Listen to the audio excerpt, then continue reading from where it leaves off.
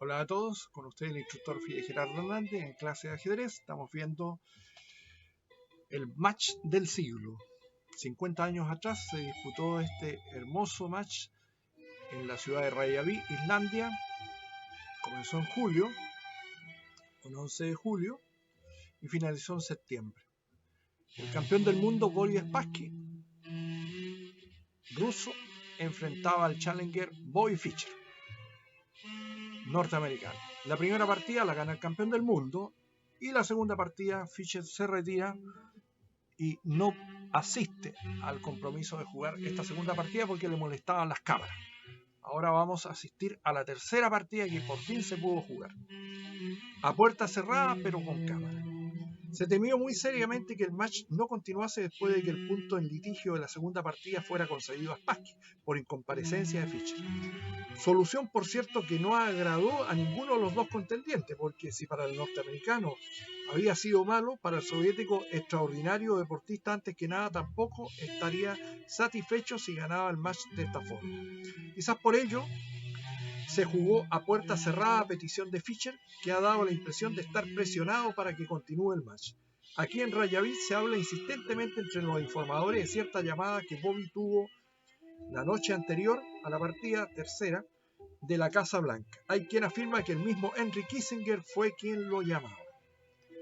Lo positivo, sin embargo, para los aficionados es que 2 horas antes del comienzo de esta tercera partida, Fischer accedió a continuar el match, poniendo solo como condición que se jugase a puerta cerrada en una habitación de primer piso del Palacio de los Deportes, aunque permitiendo televisar la partida en circuito cerrado para los espectadores que habían pagado su entrada en número de más de 2.000, a los que el árbitro principal, el alemán Lothar Schmidt, se encargó de informar que esto se hacía por una sola partida.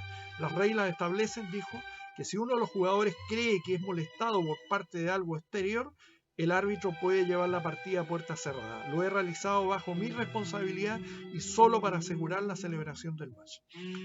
Al terminar esta partida, la tercera, que se deberá continuar mañana porque esta partida fue suspendida, el árbitro principal, Lothar Schmidt, aceptó las protestas rusas y trasladó la aplazada tercera partida al salón principal de juego.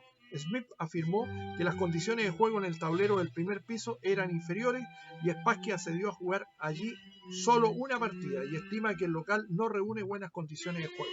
Añadió que llegaba ruido del exterior y que se oía jugar a los niños y que la luz y el tablero no eran los más apropiados para un campeonato mundial. Ya sabemos que la partida terminó inmediatamente al ver Spassky la jugada secreta del aspirante. La sala, después del aplazamiento, nada tuvo que ver con el resultado, que prácticamente estaba decidido el día anterior. Bien, vamos a comenzar a relatar esta tercera partida que fue disputada un día 16 de julio de 1972, aproximadamente a las 18 horas. Como el aspirante al título mundial Robert Bobby Fischer parecía dispuesto a echar por tierra todas las predicciones y pronósticos, el domingo, después de haber cancelado su viaje de regreso a Nueva York, optó por continuar su match con el campeón Boris Spassky, y ello pese a que los árbitros se mantuvieron firmes en su decisión de darle por perdido el segundo juego, por incomparecencia, con lo cual la Federación Internacional parece haber decidido actuar con energía, puesto que a sus constantes indecisiones, a sus deseos temporizadores, son debidos exclusivamente todos los desagradables incidentes que han surgido en Reykjavik y que ya se habían producido en los preparativos de este apasionante match. Fischer, esto sí, exigió jugar en una sala independiente, fuera del escenario preparado en el Palacio de los Deportes, Dios sabe cuántos gastos, y comenzó la lucha. Lothar Schmidt, el gran maestro de Alemania Occidental, árbitro y juez principal de este encuentro, dio unas explicaciones al público asistente, unos 2.000 espectadores que llenaban totalmente el local de juego, los cuales aceptaron de buen grado esta decisión y seguir el desarrollo de la partida a través de una pantalla gigante. Todo con tal de que se prosiguiera esta interesante lucha. Resurgiendo de sus cenizas, Fischer, que vimos en esta tercera partida, agresivo, audaz, imaginativo, táctico y estratega, en perfecta conjunción, nos ha ofrecido una de las mejores partidas de su brillante carrera, superando de punta a punta al campeón. quien se vio desbordado desde plena apertura por su adversario. Vimos también a un Spassky desconocido, algo desconcertado, sin duda afectado por toda la serie de incidentes que ha vivido en tan pocas fechas. Un Spassky en el que probablemente pese una victoria por incomparecencia, algo totalmente desacostumbrado en este tipo de confrontación. Comenzamos entonces con la tercera partida, que corresponde a una defensa Indo-Benoni, con las piezas blancas Boris Spassky, con las piezas negras Bobby Fischer. El partido se inicia con D4, Fischer contesta con caballo F6, C4, E6, caballo F3. Es una particularidad característica de la lucha de match la repetición de un determinado sistema de apertura. Por lo visto, Spassky no se oponía al planteo de la sólida variante de la defensa Ninsoy que se había presentado en la primera partida del match, comentaba Vasily Smilov, fue campeón del mundo en el año 1957. La otra posibilidad era caballo C3 seguido alfil B4, la defensa Ninsoy, pero caballo F3. Entonces, la primera partida Fischer respondió con D5. En la tercera partida juega C5. Esta jugada es testimonio de que el pretendiente busca un juego complejo. Con las posiciones de 2-0 a favor del campeón del mundo, resulta fácil comprender las intenciones agresivas de Fischer. Tras posición de tiempo, la jugada está más ajustada que en la primera partida, ¿no es cierto?, donde se jugó D5. Acá se aparta Fischer, ¿no es cierto?, de la primera partida y escoge esta dinámica defensa Indo-Benoni. No puede sorprender al aficionado que Fischer escoja los siempre complicados planteos de la defensa Benoni. Ya la practicó en el Internacional de Palma de Mallorca, sustituyendo a la India de Rey, que tantas innovaciones debe al gran maestro americano. Bueno, el campeón del mundo acepta el reto y juega D5. El desafío ha sido aceptado. El peón central cruza la línea demarcatoria, deseando conducir la lucha dentro de un estilo más apacible. Era posible responder con E6, comentaba Smilov. Spassky acepta la invitación para una lucha abierta. Spassky, que con tantas precauciones jugó en la primera partida, se decide aquí a entrar en la línea más aguda. Cierto es que después de caballo C3, C por D4, caballo por D4, alfil P4, las negras no tienen dificultades para igualar, pero tanto con dicha continuación como con G3, las blancas hubieran sorteado las complejas variantes de este sistema defensivo, lo que estaría muy acorde con la ventaja acumulada por el campeón. Pero Spassky decidió aceptar a Bobby Fischer en ese esquema de juego. E por D5, C por D5, D6, caballo C3, G6. Ha surgido una conocida posición de una de las variantes de la apertura más aguda. El desarrollo del caballo por el fianchetto es más activo que alfil E7. En el plan de las negras entra la ofensiva en el ala de dama, donde disponen de una mayoría de peones. El alfil negro en G7 resulta ser un efectivo apoyo para este objetivo, comentaba Smilov, preparando, ¿no es cierto?, el fianchetto del rey, dando lugar al sistema indio de la Benoni. El blanco responde caballo D2, se practica con mucha más frecuencia E4, pero sobre gusto no hay nada escrito. Entonces tenemos caballo D2, caballo B a D7. Tiempos en el reloj: Spassky 5 minutos, Fischer 15 minutos. El negro se encuentra ahora preparado para hacer frente a la amenaza caballo C4, que se contestaría con caballo D6, E4, caballo por C4, alfil por C4, con igualdad de posibilidades. Grigori Petrosian, torneo candidato del año 1953. Y lo coloco. Esas son las jugadas. Volvemos E4, alfil G7, alfil E2. Si las blancas en este momento, en la jugada anterior, hubiesen efectuado caballo C4, entonces podía volver, ¿no es cierto?, caballo B6, y las blancas prefieren ocupar la casilla C4 con el caballo en circunstancias más ventajosas, sin que sea cambiado. Por eso juegan alfil E2. Enroque corto, torre 8, dama C2. Se juega más frecuentemente, ¿no es cierto?, A4. Con la movida del texto, el blanco quiere ganar un tiempo en su desarrollo para poder jugar el caballo a D2 y activar su juego. Spassky prefiere proteger al peón de E4.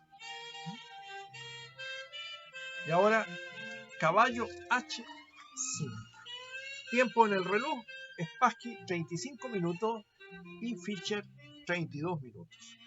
Original maniobra del flanco conducente a una interesante lucha táctica. En caso de F4 vendría alfil D4 jaque, rey H1, caballo D a F6 y las negras obtienen buenas perspectivas de ataque en relación con la amenaza caballo G4. Entonces tenemos, el negro normalmente podría jugar A6 o caballo E5, pero Fischer agudamente jugó caballo H5. Alfil por H5. Cardinal solución del problema. Cierto que a cambio de los peones doblados sobre la columna H, las negras conservan la pareja de alfiles. Esto da al juego un carácter recíprocamente agudo. Si torre D1 era posible caballo F4, alfil E1, caballo E5, caballo C4, G5.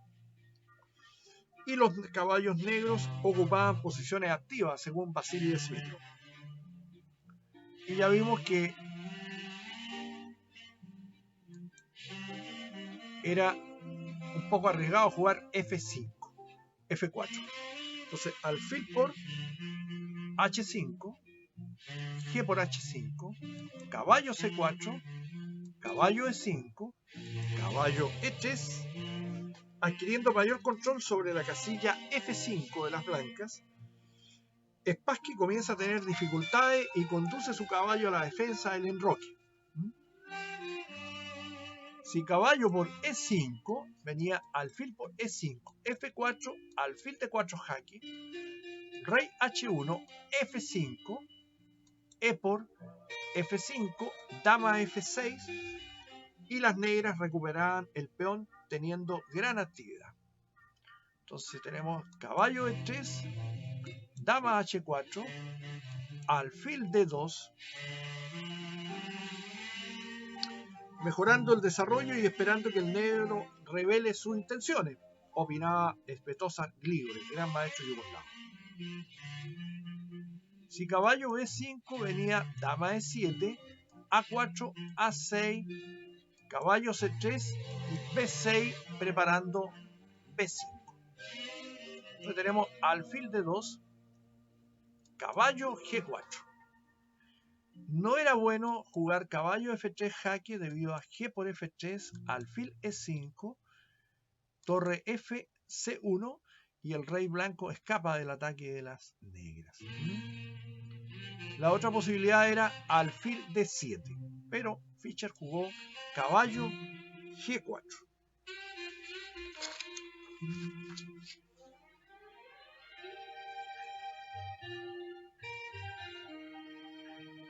Caballo por G4, H por G4, alfil F4. No es suficientemente enérgico. Mejor parecía caballo E2, y si F5, caballo G3, F por E4, torre F, E1. Y si a caballo E2, el negro también podría haber tenido alfil F5, caballo G3, alfil G6, torre A, E1, H5, alfil C3, con posibilidades recíprocas, Smith-Lock. Entonces tenemos alfil F4, dama F6,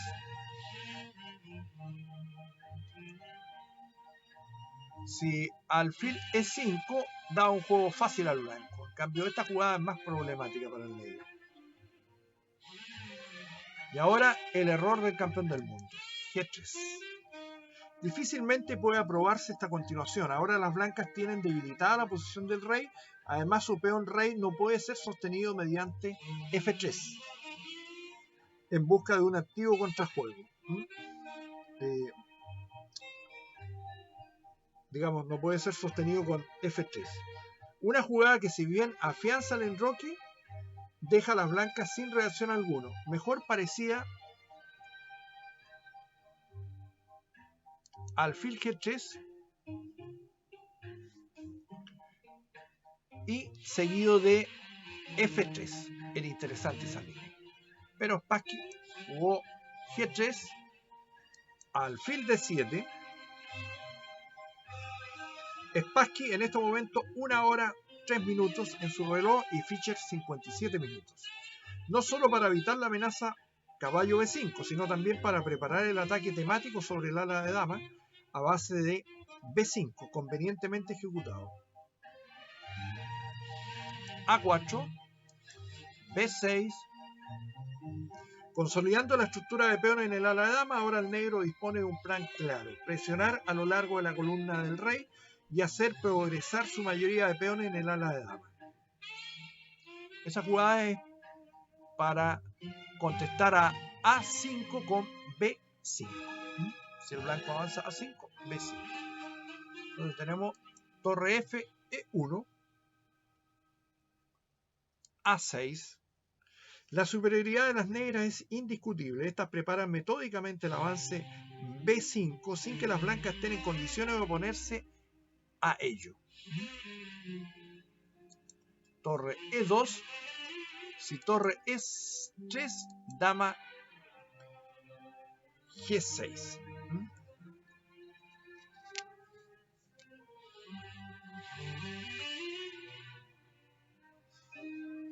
Con buena posición de las negras. Entonces ahora a torre E2 juega B5. Torre A, E1. No era posible jugar A por B5 debido a por B5. Torre por A8. Torre por A8. E5. Torre A1 jaque. Rey G2. C por D5. Torre por D5. B4. Caballo E4. Dama A6 con ataque ganador. Queda tocada la torre y hay amenaza de entrar por la casilla F1. Posición muy fuerte. Entonces el blanco evita abrir la columna A. Juega torre A, E1. Dama G6. Disponiendo la dama en el lugar ideal para hacer frente a la amenaza E5 de las blancas. Así se impide, ¿no es cierto?, la reacción E5 a la vez que se comienza a presionar sobre el centro enemigo. El dominio posicional de Fischer es absoluto en todos los frentes. B3, manteniendo la posición lo más cerrada posible en el ala de dama, ya que el negro está más fuerte en esa zona. Tiempo: 1 hora 23 minutos Spassky y Fischer 1 hora 15 minutos. Torre E7. Fischer tiene mucho que decir en esta posición, decía Grigorich. Dama D3. Torre B8. Defiende el peón y amenaza con dominar la columna. Acá hay varias amenazas donde esto queda totalmente sensible y la mayoría de peones se va a imponer. Entonces,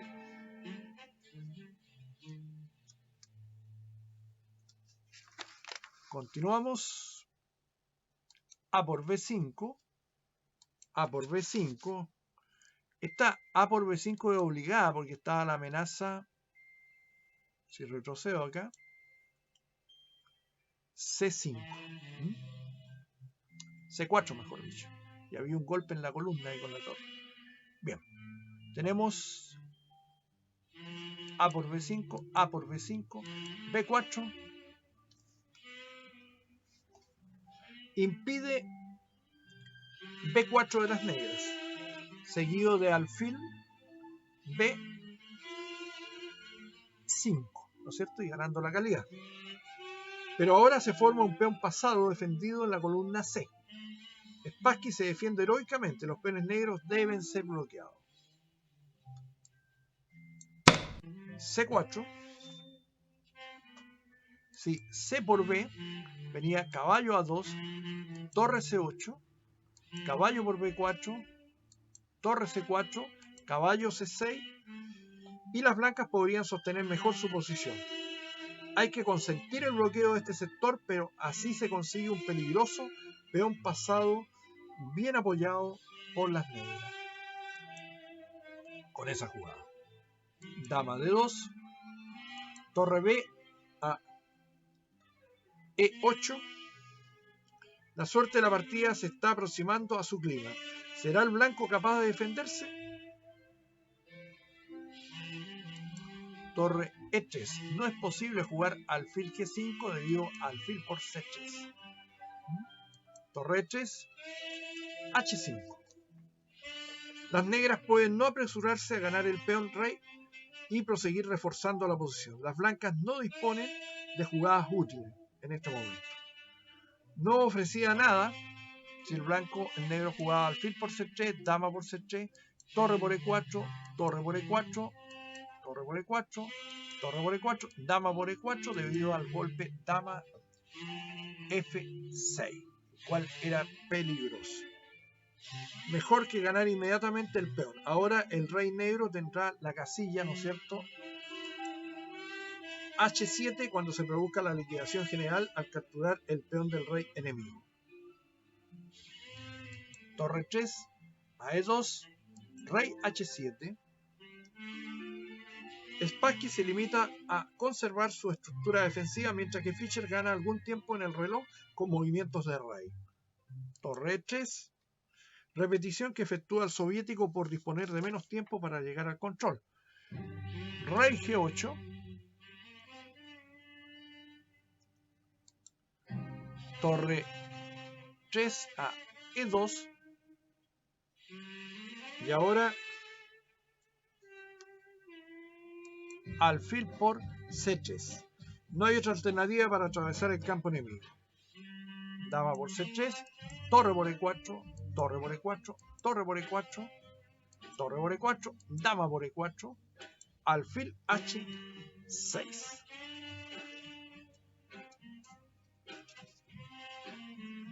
Bueno, los tiempos: 2 horas 8 minutos para Spassky y 1 hora 50 minutos para Fischer. Como resultado de la operación, vamos a retroceder una jugada. De cambio, las negras ganaron un peón. Ha surgido un final agudo donde con la presencia de damas, los alfiles de distinto color no ofrecen a las blancas posibilidades de salvación. Su desgracia radica en la inseguridad del rey que se haya atacado.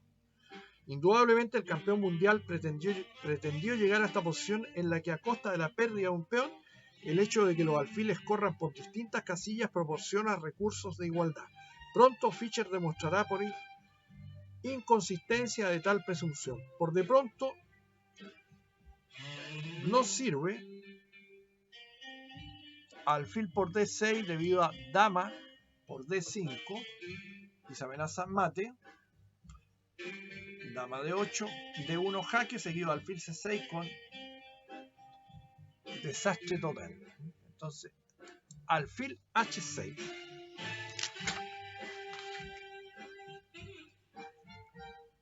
Spassky juega alfil H6 y ahora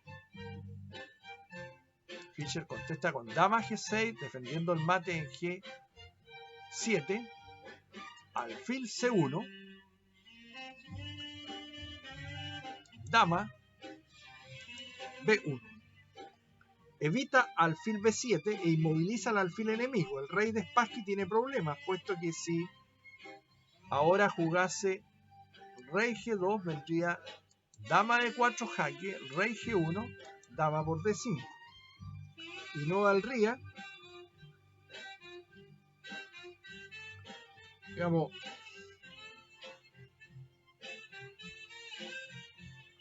la posición en realidad está muy mala para el blanco. Así que después de dama B1, alfil rey F1, tratando de sacar el rey de su jaula, donde el mate por las casillas blancas se amenaza de forma permanente. Al mismo tiempo se trata de liberar al alfil blanco de una captura por la clavada.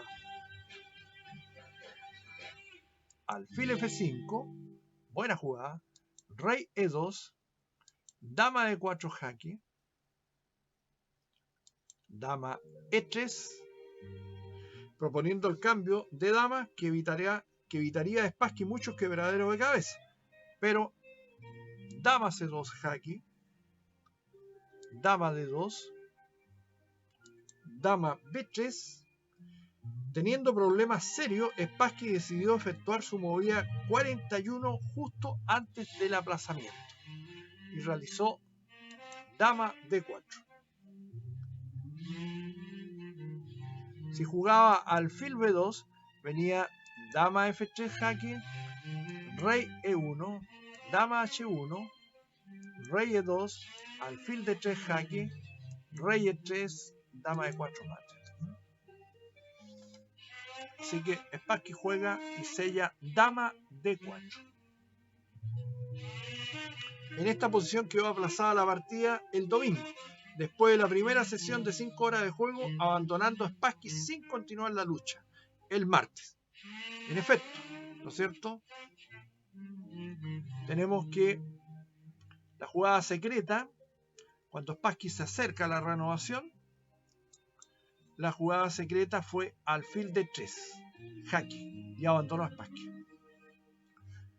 En efecto, después las negras de alfil D3 ganan fácilmente. Si rey E1, viene dama por B4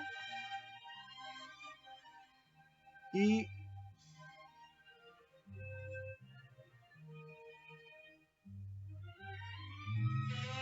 se gana este final.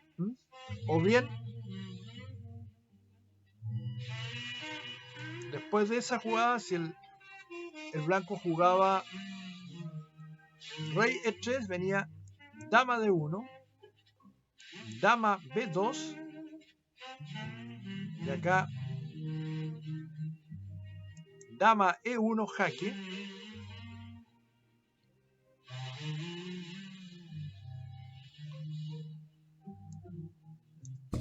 rey F4, C3 ganando. Una bonita partida, interesante. El detalle está que cuando el árbitro Lothar Smith pone esa jugada alfil de 3 jaque, Spassky abandona. Spassky esperó por 15 minutos a Fischer y Fischer llegó atrasado, así que se perdió las felicitaciones del campeón del mundo. Cuando llegó Fischer ya no estaba Spassky. Detalle curioso de haberse lamentado Fischer. Interesante. Bien, nos estaremos viendo con la renovación de este match, con la cuarta partida, que veremos en un ratito más. Muchas gracias y hasta pronto.